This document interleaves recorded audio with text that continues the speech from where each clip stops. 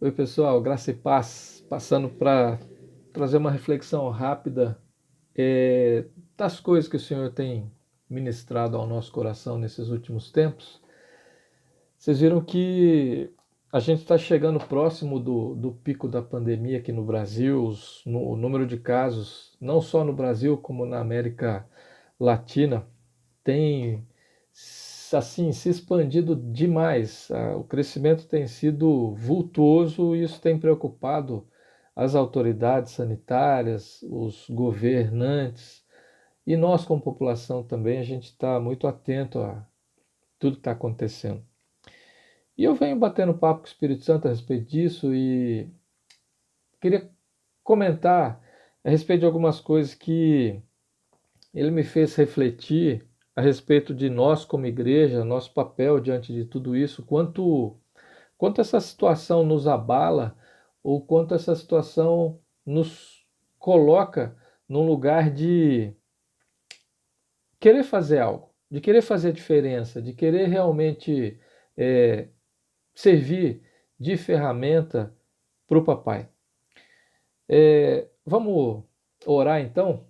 Papai, em nome de Jesus, Espírito Santo de Deus, nós te agradecemos pela tua presença gloriosa aqui nas nossas vidas, no nosso país e ao redor de todo esse planeta, Pai. Nós sabemos que todas as coisas estão no teu controle, nas tuas mãos, papai. Nós temos convicção disso e oramos, Pai, para que através dessa mensagem, através dessa reflexão, teu Espírito Santo possa trazer luz aos nossos corações de uma maneira muito pessoal e que cada um de nós, Pai, através dessa mensagem, Senhor, possamos ser tocados particularmente pelo teu Espírito, a fim de que a gente ande no caminho da tua palavra, na direção da tua vontade, em conformidade aos teus planos e projetos personalizados na vida de cada um de nós, Pai. E nós, como igreja, nós queremos chegar lá, chegar no lugar onde o Senhor planejou que nós estivéssemos, papai. Derrama do óleo da tua unção sobre cada um de nós, Senhor, e traz revelação, papai, em nome de Jesus. Amém. Sabe, querido, eu queria comentar a respeito, assim, do quanto isso realmente está mexendo com você, comigo, conosco como igreja. O quanto essa questão da escalada da pandemia mexe com você, ou alguma outra área da sua vida, quer seja nessa área da saúde, ou então quer seja na área da família, talvez você esteja vivenciando algo forte, algo pesado em nível familiar, ou alguma questão que queira balançar a tua estrutura no emprego, ou até mesmo falta de emprego, questão assim de estudos, faculdade, escola, sabe? Ou então vida financeira, algo que está assim te preocupando e está realmente tirando o seu sono, sabe? Ou até mesmo uma questão ministerial, talvez alguma dúvida, talvez alguma coisa que está te angustiando, até em nível ministerial. Por que eu estou trazendo tudo isso? Estou tentando comparar com aquilo que o Senhor Jesus ele falou na parábola em Mateus 7, do verso 24 ao 27, quando ele fala a respeito das tempestades que acometem uma casa, as tempestades da vida, as dificuldades, as circunstâncias duras, as coisas que tiram realmente o nosso sossego. E a parábola fala sobre duas casas que foram construídas, sendo que a diferença quando a tempestade acometeu as casas foi que uma casa ficou de pé e a outra casa foi derrubada, foi destruída. Mas na verdade a grande diferença não é que uma casa foi construída na areia e a outra não. A grande diferença entre as duas casas é a fundação. Então eu queria te falar, querido, querida, que nós estamos vivenciando especificamente na nossa igreja local esse tempo de trabalhar nas fundações das nossas vidas. Porque é exatamente as fundações é que vão fazer a diferença. O alicerce, o embasamento, aonde é que nós estamos fincando os pilares da nossa vida. Isso é o que vai fazer diferença. Se a nossa vida, se a nossa família, se a nossa casa vai ser abalada diante de uma pandemia, diante de uma preocupação financeira, diante de uma preocupação familiar, diante de uma preocupação nos estudos, relacional, qualquer situação, qualquer tempestade, é a fundação que faz a diferença. São os alicerces. É onde a gente finca, estabelece a nossa crença, a nossa certeza, porque a própria palavra também nos adverte com relação às certezas ou incertezas. Ali no livro de Tiago, no capítulo 1, o irmão do Senhor Jesus, ele nos adverte do ponto de vista de quando a gente tem dúvida, a gente é como uma onda do mar que ora está na praia, ora está voltando para o fundo. A nossa vida é uma vida de vai e vem, é uma vida de incertezas, é uma vida de dúvida, é uma vida de inconstância, instabilidade, sabe? Talvez você conheça pessoas que são assim, mas também eu creio que você conheça pessoas que são constantes, pessoas que são estáveis. Outro dia eu estava conversando com a minha esposa, olha a vida de fulano, olha a vida de ciclano, olha a estabilidade da pessoa. A pessoa, ela vive uma vida de constância. Por quê? Porque não existe dúvida, não existe incertezas, existe uma fé, existe algo que estabiliza a vida dessa pessoa. Então, quando a gente olha para a vida nossa, principalmente nós como cristãos, nós como igreja do Senhor Jesus aqui na Terra, a gente precisa entender que a fundação, o alicerce da nossa vida, ela está baseada na fé. Só que nós vamos seguir em várias mensagens a partir de hoje com relação à fé, porque você vai ver que assim como quando a gente perfura o solo, a gente enche aquela perfuração com concreto, e você vai ver que no concreto existe uma mistura de várias substâncias, juntamente com brita, juntamente com cimento, e tem a estrutura metálica que desce junto para fortalecer aquele pilar que vai sendo perfurado no solo. Então você vai ver que juntamente com a fé nós vamos estudar algumas outras coisas que a palavra fala, que elas estão juntos com a fé. Para quê? Para dar sustentação para a nossa vida cristã. Porque as tempestades, elas fazem parte. Não há como você e eu sairmos para um lugar onde haja um bunker, onde haja uma fortaleza de proteção e a gente fique livre disso. Não. As tempestades fazem parte da vida do cristão. Por quê? Porque todas as coisas cooperam para o bem daqueles que amam a Deus, inclusive as tempestades da vida. São exatamente elas que vão ser instrumento para forjar, para fortalecer, para que a nossa fé seja cada vez mais elevada em patamares superiores. Vai ter sempre um next level para a gente alcançar, porque a maturidade da igreja é algo que vai nos levar para o caminho que nós estamos servindo de ferramenta para pavimentar, a fim de que aquilo que o profeta Ageu, no capítulo 2, profetizou, que essa igreja dos últimos tempos vai ser uma igreja muito mais gloriosa do que a igreja primitiva. A igreja que tinha sinais, prodígios, milagres, leprosos eram curados, mortos eram ressuscitados, cegos enxergavam, coxos andavam, surdos ouviam.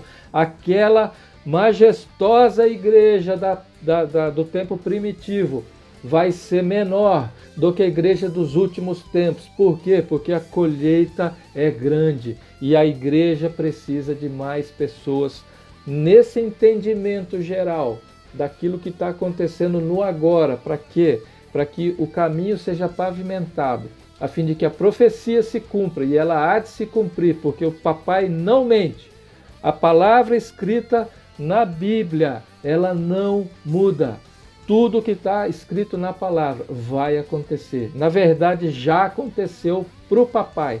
Nós estamos assistindo o cumprimento das profecias e das promessas da Bíblia, uma a uma.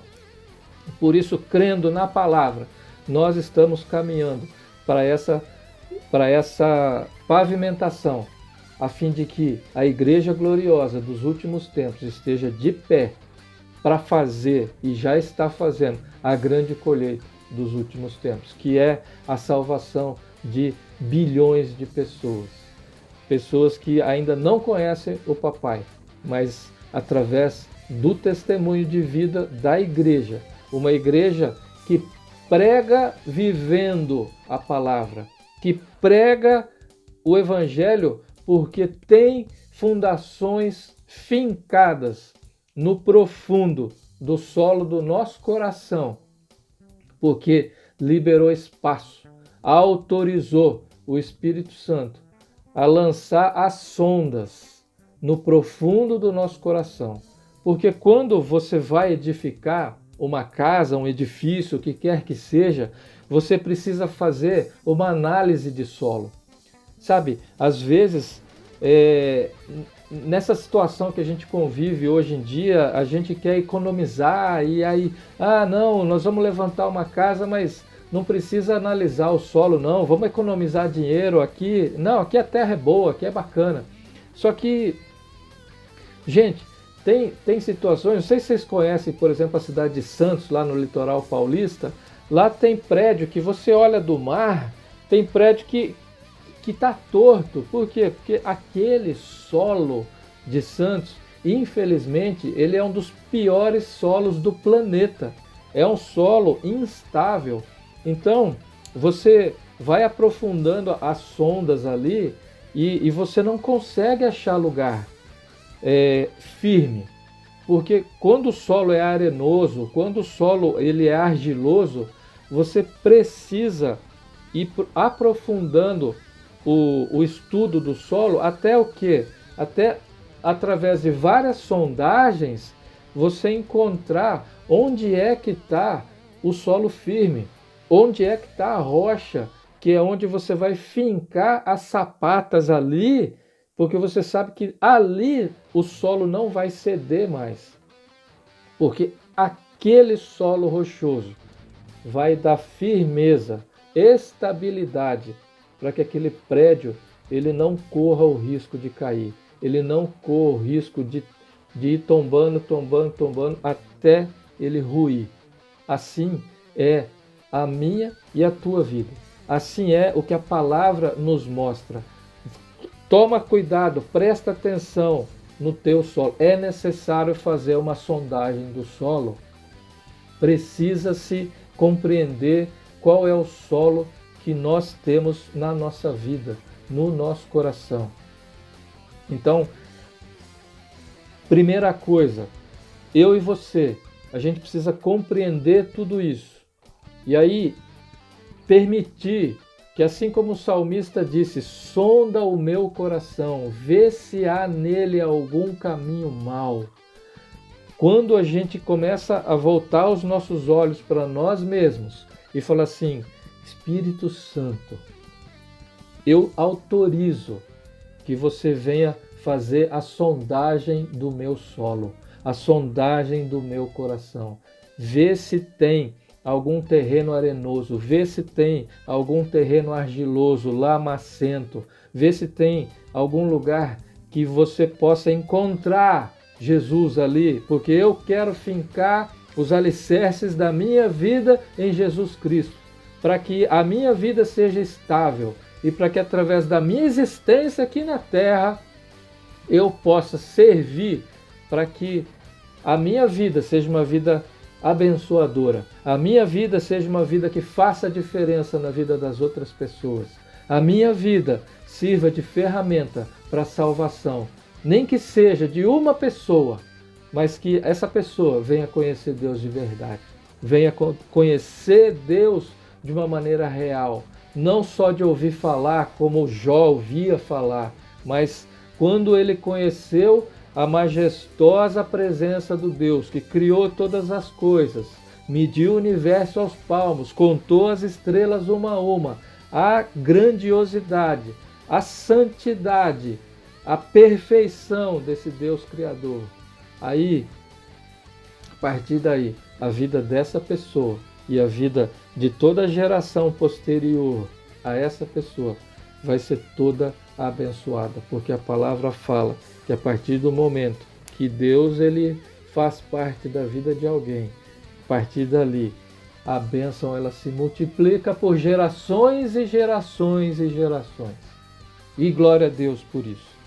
Querido, eu queria então, dentro dessa questão da análise do solo, porque a própria palavra em Mateus 13, Marcos 4, Lucas 8, onde o Senhor Jesus ele fala a parábola do semeador, ele fala de solos diferentes.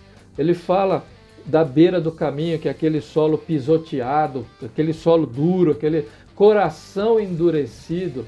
Ele fala a respeito do solo rochoso, que é aquele coraçãozinho que ele recebe a palavra, mas a palavra ela não consegue se enraizar dentro da vida da pessoa. Fala também daquele solo onde a palavra até conseguiu germinar, só que os espinhos das preocupações do dia a dia, as tempestades da vida começaram a sufocar a verdade da palavra e a palavra de Deus começou a morrer dentro da vida dessas pessoas. E existia um solo fértil, um solo pronto, um solo que simplesmente abrigou a palavra de Deus no coração. E lá dentro, o Espírito Santo multiplicou ela e gerou frutos. E multiplicou a 30, a 60, a 100 por um. Por quê?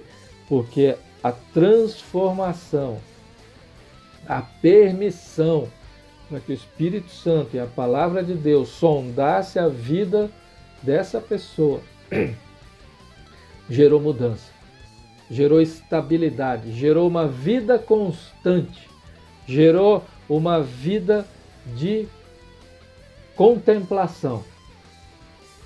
A beleza, a majestade e o controle absoluto de um Deus que é soberano sobre toda a criação. Então, eu queria que você lesse comigo Ezequiel 47, do verso 8 até o 9.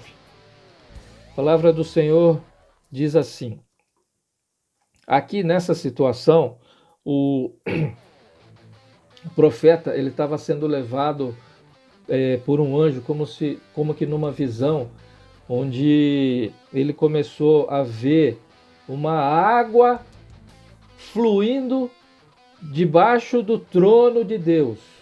E essa água fluía, era como se fosse uma nascente de um rio. E essa água ela ia se avolumando. Perdão. Essa água ia se avolumando. E o profeta fala que a água dava nos tornozelos, a água dava nos joelhos, a água dava nos lombos, até que o rio ficava tão volumoso que já não dava mais pé, já não dava mais para você e eu andarmos conforme a nossa vontade, porque se a gente se permitisse ser tomado pela correnteza do rio, nós iríamos, sabe para onde? para onde o rio determinasse que fosse para a gente já não mais controlava a nossa vida. Ou seja, a vontade de Deus é aquela vontade que conduz a nossa vida a partir de então. Então, Ezequiel 47, a partir do verso 8, diz assim: Então o homem me disse: Estas águas saem para a região oriental e descem à campina e entram no mar morto, cujas águas ficarão saudáveis. Toda criatura vivente que vive em enxames viverá por onde quer que passe este rio. Glória a Deus. E haverá muitíssimo peixe, e aonde chegar estas águas, tornarão saudáveis as do mar, e tudo viverá por onde quer que passe este rio. Querido, eu queria que você pensasse nessa cena, mas esse rio é a vontade de Deus conduzindo a minha e a sua vida como igreja. Sabe, a gente precisa começar a mudar um conceito que foi colocado na nossa vida tempos atrás, que você é igreja, que eu sozinho sou igreja. Esse conceito ele precisa cair por terra definitivamente, porque igreja somos nós todos, nós aqueles que cremos em Jesus, que cremos no Papai, que cremos no Espírito Santo. Nós, se não existiu nós, não tem igreja. As coisas que o Papai fala para mim abençoam a tua vida. As coisas que o Papai, o Espírito Santo fala para você, abençoa a minha vida. Ou seja, eu preciso de você, você precisa de mim, nós precisamos uns dos outros. Isso é igreja. A igreja, ela é o ajuntamento de pessoas diferentes que acreditam no mesmo Deus, que acreditam no Deus Criador, que creem que Jesus Cristo, ele é a manifestação do amor de Deus por toda a humanidade. Essa família de todos nós que cremos nisso, que cremos com o nosso coração, porque quando a gente crê e o nosso coração vai se enchendo disso, vai se enchendo da palavra, vai se enchendo desse amor de Deus manifestado em Jesus, e hoje convive com o Espírito Santo liberado sobre qualquer um de nós para conviver junto conosco, isso transborda de nós, isso vai saturando a nossa vida de tal forma que onde quer que a pessoa toque em nós, é como se fosse uma esponja encharcada de água. Onde quer que você coloque o dedo, vai sair o quê? Vai sair água. Por quê? Porque você está encharcado da palavra, você está saturado desse amor de Deus, você está fincado com as suas estruturas naquilo que é a fé na família do céu. Então, se alguém falar com você, se alguém machucar você, se alguém te ofender, se alguém te elogiar, se alguém... Sabe o que vai sair? Vai sair Bíblia, vai sair Deus, vai sair Espírito Santo. Cara, a igreja, quando ela for tocada, vai espalhar Espírito Santo, vai espalhar a palavra, vai espalhar amor de Deus. E esse é o processo que a igreja vem sofrendo nesses tempos. Então, eu quero te ajudar a entender que isso que nós estamos lendo é nada mais, nada menos do que a manifestação do rio de Deus através da igreja, através de mim e através de você. E aí, eu queria que você prestasse muita atenção junto comigo nos versos 11 e 12. O finalzinho do verso 10 diz assim: o seu peixe, segundo as suas espécies, será como o peixe do mar grande em multidão excessiva. O que significa isso? O mar morto é um mar que tem tanto sal, ali a densidade é tão grande. O pessoal fala que quem tenta boiar lá, o corpo da gente fica assim mais na superfície do que na água comum, de tanto sal. Só que essa saturação de sal ali, o que provoca? Provoca o nome dele ser chamado de Mar Morto. Por quê? Porque não há nenhuma criatura vivente ali naquele mar de tanto sal que tem. Só que a palavra fala que o rio de Deus chegando ali vai levar vida, vai multiplicar peixes ali, vai ter uma multidão excessiva de peixes naquele lugar. O que significa isso? Significa que onde a igreja chegar, onde antes alguém tinha uma vida morta, tinha uma vida afastada de Deus, tinha uma vida instável, inconstante, vai chegar a vida de Deus ali naquele lugar. Verso 11 fala: mas os seus charcos e os seus pântanos não serão saudáveis, serão deixados para o sal. Verso 12: junto ao rio, às ribanceiras de um e de outro lado, nascerá toda sorte de árvore que dá fruto para se comer. Não fenecerá a sua folha, nem faltará o seu fruto. Nos seus meses produzirá novos frutos, porque as suas águas saem do santuário. O seu fruto servirá de alimento e a sua folha de remédio. Ou seja, a vida da igreja é uma vida que vai servir para que os outros recebam. A árvore, ela não dá fruto para si mesma, ela dá árvore para os outros. A árvore, ela não dá folha para si mesma, ela dá folha para os outros. Ou seja, a igreja vai ser um instrumento para alimentar pessoas que antes eram mortas e que hoje vivem, porque o fruto vem do rio de Deus. O fruto vem de uma árvore que é regada pelo trono de Deus. Então a igreja, ela é uma igreja que vem fundamentada em fé no Deus Criador e frutifica para que outros sejam alimentados e dá folhas para que outros sejam curados, sejam restaurados. Você e eu, querido, querida, somos esses instrumentos. Agora, por que onde há lama, por que onde há pântano, brejo, ali não vai haver vida? A palavra fala que os pântanos não serão lugares saudáveis, serão deixados para o sal.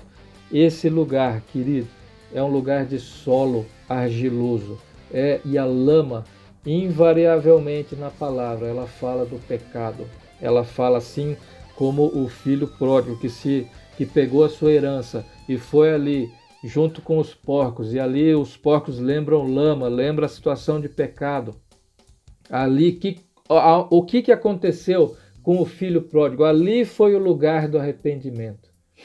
Então, querido, se nós não ajudarmos pessoas a saírem desse lugar de lamaçal, esse lugar, a palavra fala, o profeta comenta que esses lugares não haverá vida.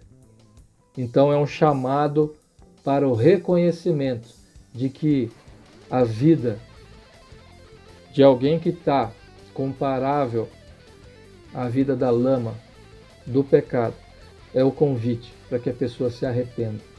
É para que a pessoa olhe para o estado de vida que tem caminhado. Fala assim, puxa vida, eu preciso sair desse lugar. Puxa vida, eu preciso sair. Esse lugar aqui vai me levar à morte. Esse lugar aqui não vai dar em nada. Esse lugar aqui não vai ser bom para mim lá na frente. Pode muitas vezes estar assim, até gostosinho, tá ali na lama. Só que essa é a hora da cegueira. Essa é a hora onde nós não estamos enxergando, onde é que nós estamos nos envolvendo. Por isso, como igreja, a igreja ela precisa estar fundamentada com seus pilares fortalecidos no solo, na rocha, para que tenha discernimento e orar e ajudar e estar junto para que essas pessoas tenham a oportunidade de reconhecer e se arrepender, porque esse solo lamacento é um solo que não dá estabilidade para casa nenhuma, para vida nenhuma. Esse solo é um solo que precisa ser perfurado no profundo. Esse solo, mas para que haja perfuração no profundo, precisa ter autorização do proprietário do solo, do coração lamacento, a fim de que o Espírito Santo vá no profundo com a sonda e encontre, até achar a profundidade que seja, até que encontre a rocha, para que assim a certeza da salvação entre no coração de cada um de nós e que a gente reconheça que a nossa vida, sem que o Espírito Santo venha fundamentar essas fundações, esses alicerces na nossa vida, a nossa casa não vai se estabilizar. A nossa casa, a nossa vida corre sério risco de ruína, corre sério risco de desabar. Muitas vezes o solo argiloso, ele representa uma vida onde a gente ainda não resolveu a nossa paternidade, a gente ainda não resolveu a convivência com o nosso pai, com a nossa mãe, com as pessoas que nos criaram no passado, que foram responsáveis pela formação do nosso caráter. E isso muitas vezes ele gera situações hoje na nossa vida que explicam atitudes que nós temos no nosso dia a dia, culturas que nós vivemos, o passado que nós sofremos, tudo isso, querido, existe uma ferramenta aqui no nosso convívio diário que se chama discipulado. Discipulado, nós andamos juntos atrás de Jesus. Sabe, nós não somos discípulos um do outro, não. Nós somos discípulos daquele que nos chamou para segui-lo, que é Jesus Cristo. Ele é o nosso mestre, ele é o nosso discipulador. Assim como o pastor dessa igreja, como o pastor Eibe diz, o pastor desta igreja, Fonte Church em Barbacena, é o Espírito Santo, assim também o nosso discipulador também é Jesus Cristo, através do seu Espírito.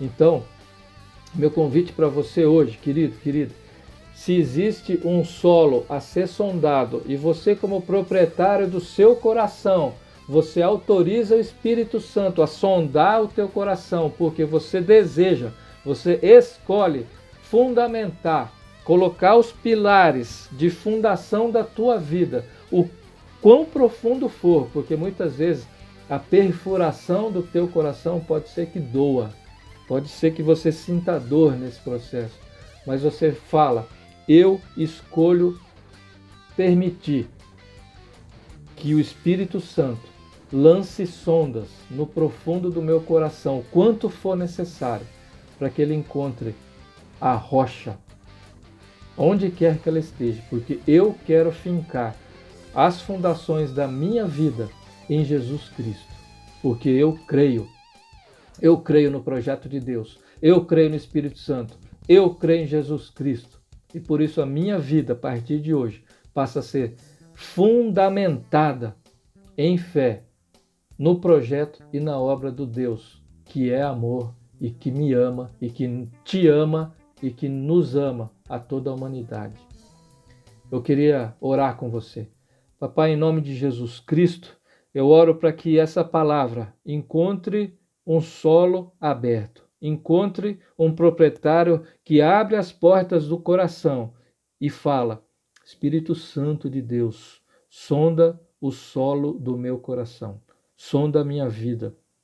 Eu decido permitir que o Senhor venha e lance as sondas no profundo do meu coração, da minha vida, até que encontre a rocha, porque eu quero viver uma vida estável, uma vida constante, uma vida onde eu não seja abalado por tempestade nenhuma, porque eu confio em Ti.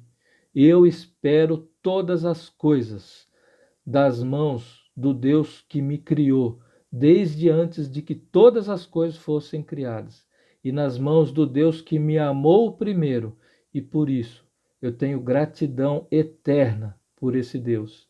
E a minha vida eu entrego nas Tuas mãos, para que se faça e que se cumpram todos os propósitos desse Deus amoroso na minha vida, na minha existência aqui na terra, Pai, para que a glória seja tua, para que a glória seja do teu Filho Jesus e que teu Espírito Santo seja constante, vivo e eu esteja atento às direções dele para a minha vida, para a vida da igreja, porque a vida da igreja gloriosa está sendo preparada, está sendo fundamentada. Mesmo que hoje nada apareça, nós cremos de que o Senhor está estabelecendo os alicerces para que esse templo da igreja dos últimos tempos seja firme, seja aquela casa de oração, seja aquele lugar de referência de Deus, onde quer que a gente esteja, Pai, para que as pessoas, para que as multidões